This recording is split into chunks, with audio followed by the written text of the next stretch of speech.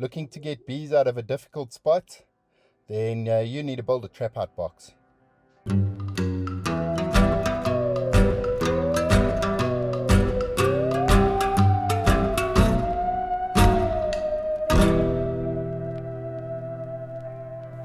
Today I'm showing you how to build a trap out box from a 6-frame nuke, and this is to catch bees obviously in places where you can't get in and do the removal in a cutout and vacuum them up.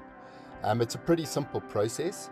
The first thing that we do is we build a little 4-sided frame at the back of the box, and sometimes we'll attach this frame on location against the wall of the removal that we're doing without having the nuke box attached to it at first. In this particular case, I'm attaching the nuke to the box because it's just going to suit the removal that we're going to be doing shortly. I'm using a thicker pine here for this particular little framed box at the back of the 6-frame nuke, but in some cases you can just use plywood. It's only a temporary frame box that you need to be at the back of your trap out, as your trap out's going to be in that location for maximum 30 days.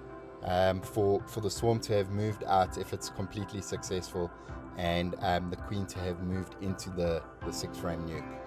There's no fancy carpentry skills required here. We're just attaching this little 4-sided framed box to the back of this nuke with a couple of screws, and just making sure that there's no spaces where the bees could possibly get out.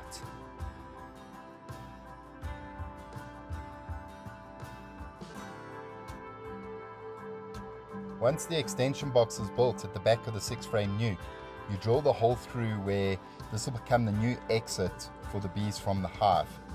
We put a cone into this exit, which is either made of aluminium or stainless steel, and this cone is designed in a way where the bees can only go out and they won't go back in. The hole at the tip of the cone is around about the size of a pen. We only want one place for the bees to exit their hive, and that has to be through this box. So be sure that when you drill the hole for the cone, that you're still able to put a few frames into the box. These frames we'll put comb into to provide a place for the foraging bees to store their pollen and nectar that they're still bringing back. These screws that we're placing on each side of the box will be for guide wires. So depending on the placement of the box and where we're locating it when we put it into actual practice, those guide wires will hold the box in position. In this particular case, I can fit 3 frames on the left and I can fit 1 frame on the right. Once this box is placed, we then go and have a look every 2 weeks to see whether or not the bees are moving in and make sure there's no other entrances and exits into the hive.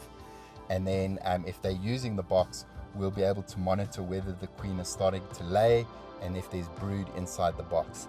Once we know that that's happening, we're then able to take the box back to our apiary with the queen and her workers all intact. We've also taken out the entrance at the bottom of the box where the bees go in and out. We want them to have enough ventilation as possible, and then we also will put a queen guard there so that the swarm doesn't abscond, and then we're able to safely remove these bees from that location and put them in our apiary. So thanks for watching. If you've got any questions about this, please drop them in the comments. Be happy to answer them. We're on a mission to save 10,000 colonies of bees. So if this was helpful to you, please let us know. We love to hear about your successes.